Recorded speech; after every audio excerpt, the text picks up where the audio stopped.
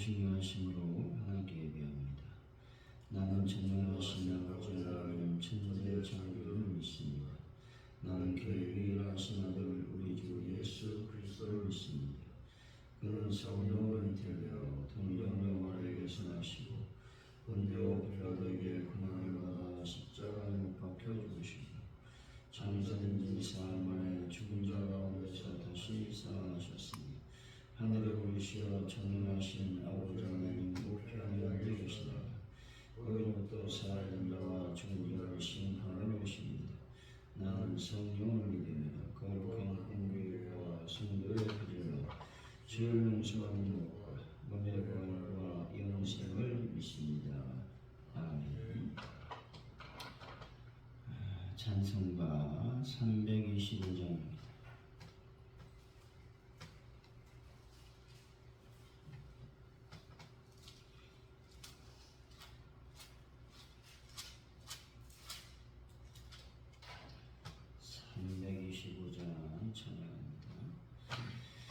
예수가 함께 계시니 시험이 오나가옵네. 기쁨의 근원 되시는 예수를 위해 삽시다. 날마다 주를 섬기며 언제나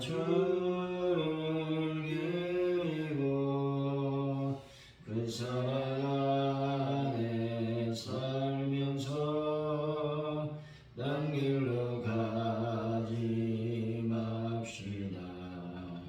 이 세상 사는 동안에 주 이름 전파하면서 무한한 복락 주시는 예수를 위해 삽시다.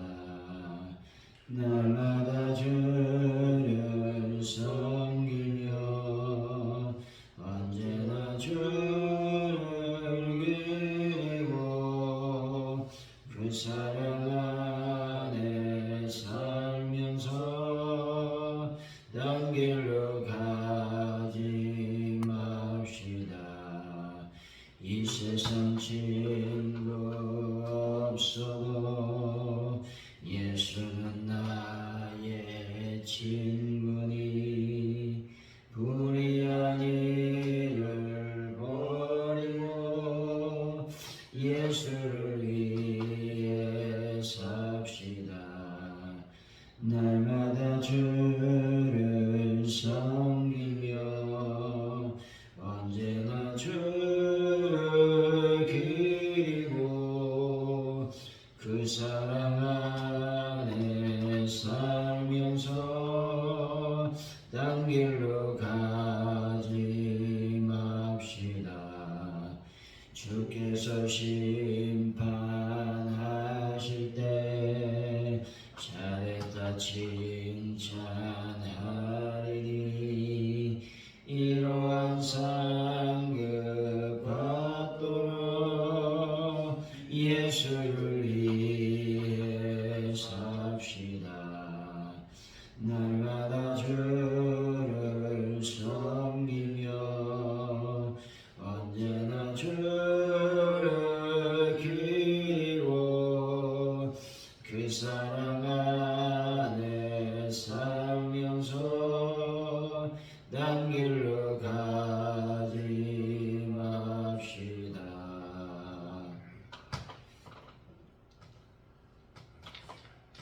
하나님 아버지, 오해받고 억울한 일을 당할 때 사람들의 눈을 의식하는 것이 아니라 하나님이 주시는 힘을 구하게 하여 주옵소서.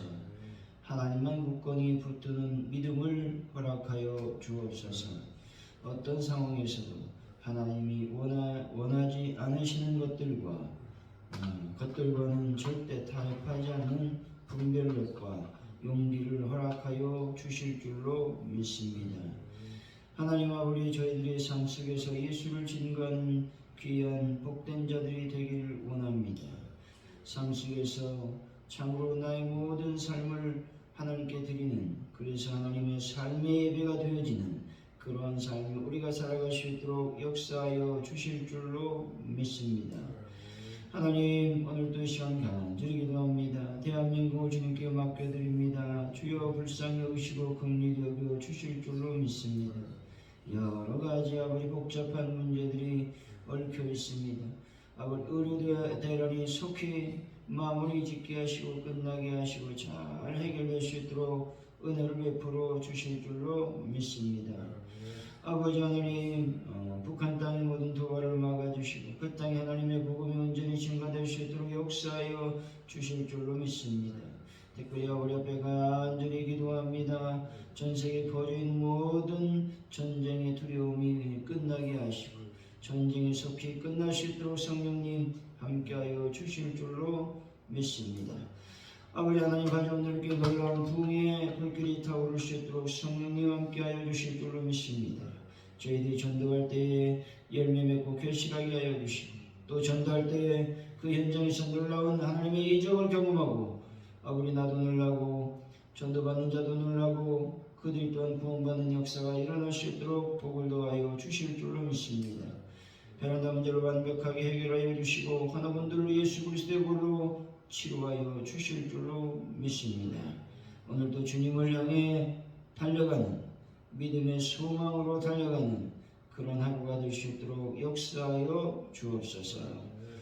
예수님의 이름으로 기도하옵나이다. 아멘. 오늘 우리에게 주신 말씀은 느헤미야 1장입니다. 1절에서 14절까지 말씀 서로 기록하시고 마지막 장 같이 읽습니다. 느헤미야 1장 1절에서 14절까지 말씀입니다. 산발락과 도비아와 아라비아 사람 게셈과 그 나머지 우리의 원수들이 내가 성벽을 건축하여 허물어진 틈을 남기지 아니하였다 함을 들었는데 그땐 내가 아직 성문에 문짝을 다지 못한 때였더라. 산발락과 게셈이 내게 사람을 보내어 이르기를 오라 우리가 오늘 평지 한 촌에서 서로 만나자 하니 실상은 나를 해고하고자 아니었더라. 내가 곧 그들에게 나를 내가 곧 그들에게 사자들을 보내어 이르기를 내가 이제 큰 역사를 하니 내려가지 못하겠노라. 어찌하여 역사를 중지하게 하고 너희에게로 내려가겠느냐 하매 그들이 네 번이나 이같이 내게 사람을 보내되 나는 꼭 같이 대답하였더라.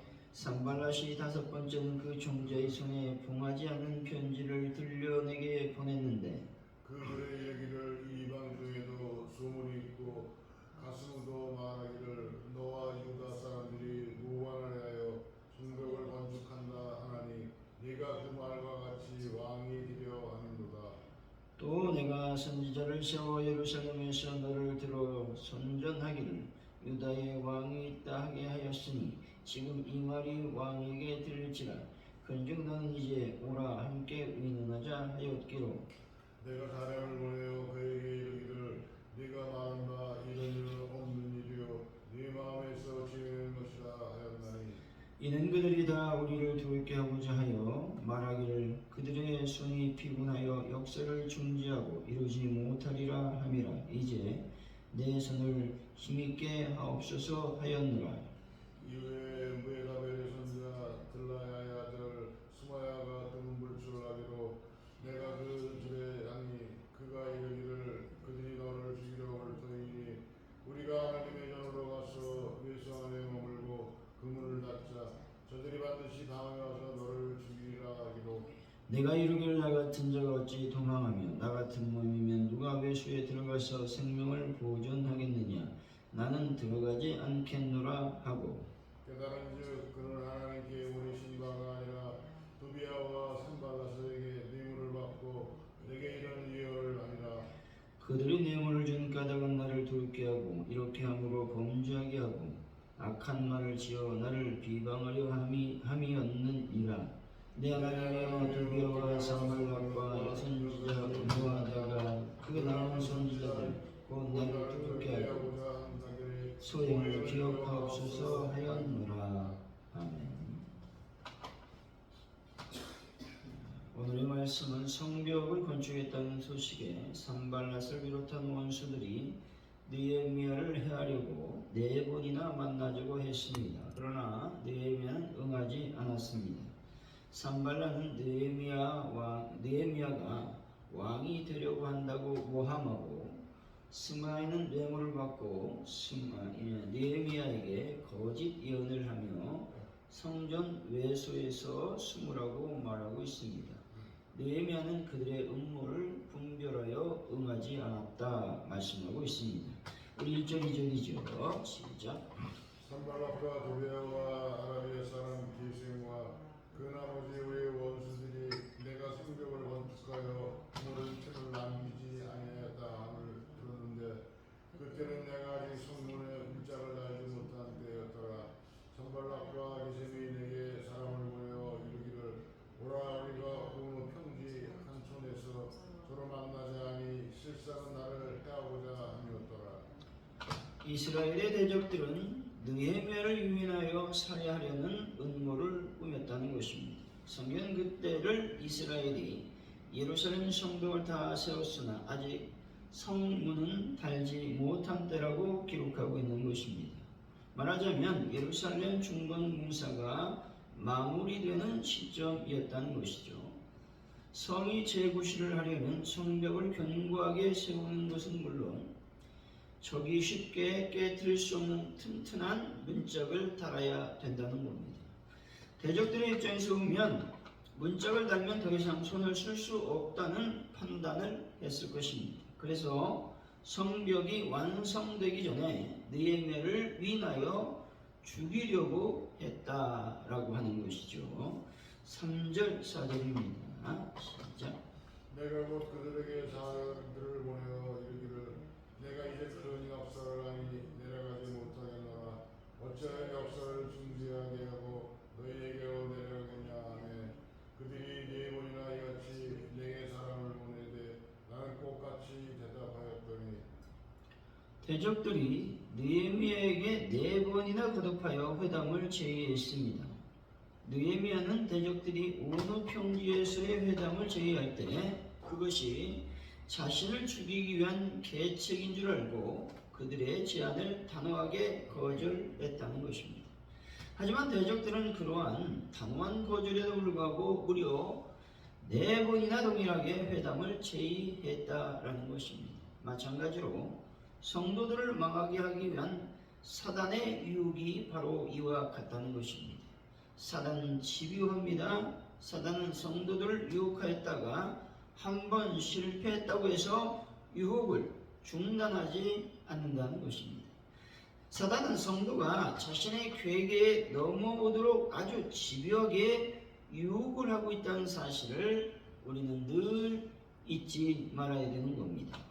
다시 여러분, 사단의 유혹을 분명히 인식하시고 그 유혹을 항상 이기고 승리하는 분들이 되시기를 바랍니다. 5절이죠. 시작. 산발랏이 5번째는 그 중자의 손에 봉하지 않은 편지를 들려 내게 보냈는데 느헤미야의 대적들이 4번이나 사자를 보내어 그를 불러내려 하여도 소용이 없게 되자 이번에는 대적들의 중심에 있는 산발랏이 봉하지 않는 편지를 그 종자의 손에 들려서 보냈습니다. 여기서 편지를 봉하지 않았다라고 하는 말은 그것을 누구나 읽을 수 있게 했다라는 말이죠. 이렇게 한 이유는 산발랏이 느헤미야가 반역을 꾀했다는 소문을 신속하게 퍼지게 하기 위한 것이었습니다. 그러나 느헤미야는 이것을 두려워하지 않았다는 겁니다. 왜냐하면 느헤미야는 결백한 자로서 하나님을 의뢰했으며 결코 사람을 두려워하지 않았기 때문에 그렇습니다. 여러분, 하나님만을 의지하시고 또 의뢰하며 여러분들의 모든 문제가 하나님의 능력 안에서 해결받는 귀한 오늘 하루가 되시기를 바랍니다. 6절 7절이죠. 시작. 그들의 이르기를 이방 중에도 소문이 있고 가슴으로 말하기를 너와 유다 사람들이 무관하려 하여 성벽을 건축한다 하나니 네가 그 말과 같이 왕이 되려 하는도다. 또 네가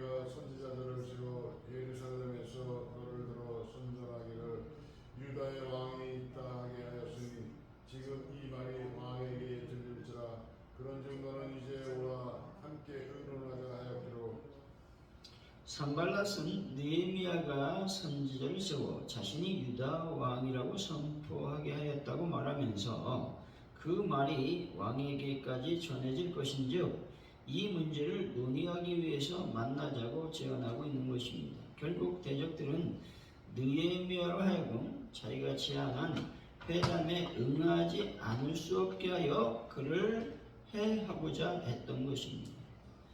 여기서 우리는 악한 자의 충고가 이와 같다라는 사실을 기억해야 됩니다. 겉으로 보기에는 우리를 위하는 것 같지만 사실은 자기의 유익을 구하고 우리를 해하기 위해서 충고하는 경우가 있다는 것입니다. 그러므로 여러분, 악한 자들이 아무리 달콤한 말로 우리를 유혹한다 할지라도 그 말에 귀를 기울이지 않는 분들이 되시기를 바랍니다. 8절이죠. 시작. 내가 사람을 보내어 그에게 이르기를 네가 말한 바 이런 일은 없는 일이요 네 마음에서 지어낸 것이다 하였나니. 느헤미야는 산발랏의 제의를 한마디로 거절해 버렸습니다. 느헤미야는 자신이 하나님 앞에서나 왕 앞에서 진실이 행했기 때문에 꺼릴 것이 없었다는 것입니다. 그래서 산발랏의 말과 제의가 자신을 넘어뜨리기 위한 것임을 간파하고 일부의 가치도 없이 거절해 버렸다는 것입니다. 산발랏은 사단과 매우 닮았다는 것입니다. 사단은 거짓말장이요 거짓의 아비라는 것이죠. 이처럼 사단은 사실을 그럴듯하게 왜곡하여 우리를 미혹한다라는 것이죠. 여러분, 사단에게 속지 말고 또 사단에게 속아서 원망과 불평을 하지 마시고 늘 진실하게 정직하게 행하는 분들이 되시기를 바랍니다. 9절이죠. 시작. 이는 그들이 다 우리를 두렵게 하고자 하여 말하기를 그들의 손이 피곤하여 역사를 준비하고 이루지 못하리라 하니라. 이제 내 손을 힘있게 하옵소서 하였노라. 본절은 느헤미야와 이스라엘 자손들로 하여금 두려움에 빠져 낙심하고 그로 말미암아 예루살렘 성벽 공사를 하지 못하도록 하기 위한 것이었습니다. 느헤미야가 페르시아 왕을 반역하기 위해 성을 중건한다는 모함은 분명 느헤미야와 이스라엘 백성들에게 있어서 두렵게 할 만한 것이었습니다. 반역한다는 소문을 정말로 페르시아 왕이 듣고 이 소문을 사실로 인정한다면 군대를 파견해서 이스라엘을 전멸시킬 것이기 때문에 그렇다는 것이죠. 페르시아 군대가 오면 이스라엘은 손도 쓰지 못하고 다 죽음에 이를 수밖에 없었다는 것입니다. 하지만 느헤미야는 산발랏의 모함을 전혀 두려워하지 않았습니다. 또 산발랏과 타협하지도 않았습니다. 그의 제안을 단호하게 거절했습니다. 왜냐하면 하나님을 그만큼 신뢰했기 때문에 그렇습니다. 10절에서 11절이죠. 시작. 이후에 무야벨의 손자 들라야의 아들 스마야가 드문 불출하기로 내가 그 집에 그가 이르기를 그들이 너를 죽이려 올 터이니 우리가 하나님의 전으로 와서 위에서 안에 머물고 그 문을 닫자. 저들이 반드시 다음에 와서 너를 죽이리라 하기로 내가 이를 나 같은 자가 어찌 도망하며 나 같은 몸이면 누가 외소에 들어가서 생명을 무전하겠느냐. 나는 들어가지 않겠노라 하고. 느헤미야는 스마야가 두문불출하자 그의 집을 방문했다는 것이죠. 이러고 와서 스마야는 느헤미야와 매우 각별한 사람 사이였던 것으로 우리가 추측해 볼 수가 있습니다. 스마야는 하나님의 전으로 가서 외소원에 머물자고 제안하는 것이죠. 그러나 느헤미야는 거절했다는 것이죠. 스마야의 제안을 받아들였다면 아마도 느헤미야는 제사장만 들어갈 수 있는 성소에 들어가게 되는 것이죠. 그렇다면 아마도 하나님으로부터의 징계를 피할 수 없었을 것입니다. 뿐만 아니라 백성들로부터 비난을 받았었을 것입니다. 그러면 더 이상 이스라엘의 지도자로서 역할을 감당할 수 없게 되는 것입니다. 하나님께서 느헤미야를 보호하셨기 때문에 그는 안전하게 이 모든 모함 또 거짓에서 빠져나올 수 있게 되었다는 것이죠. 여기서 우리가 중요하게 체크해야 되는 부분은 느헤미야의 영적인 분별력이라고 하는 것이죠. 우리가 살아가면서 하나님 안에서 영적 분별을 받지 못하면 우리의 생명을 담보할 수 없다는 것을 늘 기억해야 된다는 것이죠. 영적인 생명, 육적인 생명을 담보할 수 없습니다. 여기서 느헤미야가 스마야의 말을 진실로 믿고 또 성소에 들어갔다면 어떤 일이 벌어질지 아무도 알 수가 없었다라고 하는 것이죠.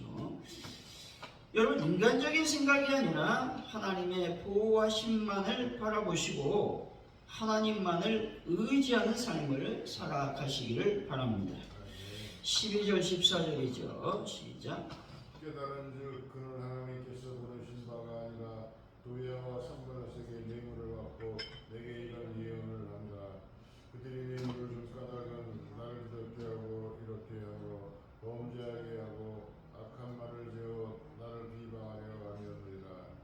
내 하나님이여 도비야와 산발락과 여선지 노아다와 그 남은 선지자를 곧 나를 두렵게 하고자 한 자들의 수행을 기억하옵소서 하였노라.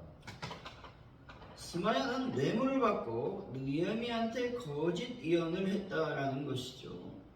스마야는 느헤미야로 하여금 여호와께 범죄하게 하여 그를 비방받도록, 즉 모함받도록, 욕을 받도록 그렇게 했다라고 하는 것이죠.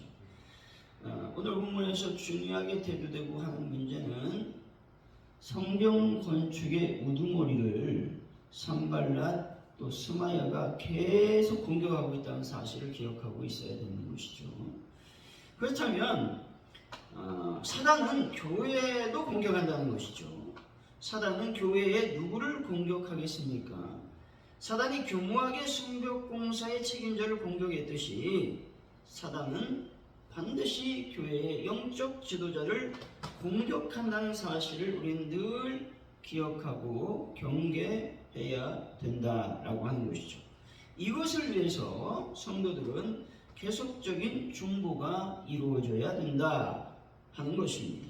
왜냐하면 느헤미야가 무너졌으면 성벽 공사를 마무리하지 못하고 여러분 끝나버리게 됐을 것입니다. 그럼 언제 다시 성벽을 공사했을지 모른다는 것이죠. 또 교회의 영적 지도자가 무너지면 교회에 어둠의 권세가 들어와서 어떻게 교회를 유린할지 알 수가 없기 때문에 그렇습니다. 사랑하는 성도 여러분, 하나님의 지혜로 사단의 계략을 분별하여 날마다 승리하는 분들이 다 되시기를 예수 이름으로 간절히 축원드립니다. 기도하겠습니다. 하나님 아버지 감사합니다. 오늘 성벽이 거의 완성되어 가고 있었습니다. 문짝만 달면 모든 성벽이 완성되는 것입니다. 그랬을 때의 대적들은 느헤미야를 어찌됐든 공격해서 죽이려고 했습니다. 그래야 성벽 공사의 완공을 막을 수 있기 때문에 그렇습니다. 그래야 다시 이스라엘 백성들을 유린할 수 있었기 때문에 그렇습니다. 하나님 아버지, 그러나 느헤미야는 하나님의 영적인 분별력을 가지고 그 모든 대적들의 거짓을 분별해냈습니다. 하나님 아버지, 저희들도 대적들의 거짓들을, 사단의 거짓들을 분별하는 영적인 분별력을 더하여 주실 줄로 믿습니다. 하나님 아버지, 날마다 우리가 교회를 위해서 충고할 수 있는 믿음을 더하여 주시기를 원합니다. 특별히 교회 영적 지도자를 위해서 기도할 수 있는 은혜를 더하여 주옵소서. 그래서 가정원로의 교회가 날마다 견고해지며 튼튼해지며 더 부흥의 역사가 일어날 수 있도록 인도하여 주옵소서. 감사합니다. 예수님의 이름으로 기도하오며 주기도문으로 예배를 마칩니다. 하늘에 계신 우리 아버지, 아버지 이름을 거룩하게 하시며 아버지의 나라가 오게 하시며 아버지의 뜻이 하늘에서 같이 땅에서도 이루어지게 하소서. 오늘 우리에게 일용할 양식을 주시고 우리가 우리에게 잘못한 사람을 용서해 준 것 같이 우리 죄를 용서해 주시고 우리를 시험에 빠지지 않게 하시고 악에서 구하소서. 나라와 권능과 영광이 영원히 아버지의 것입니다. 아멘.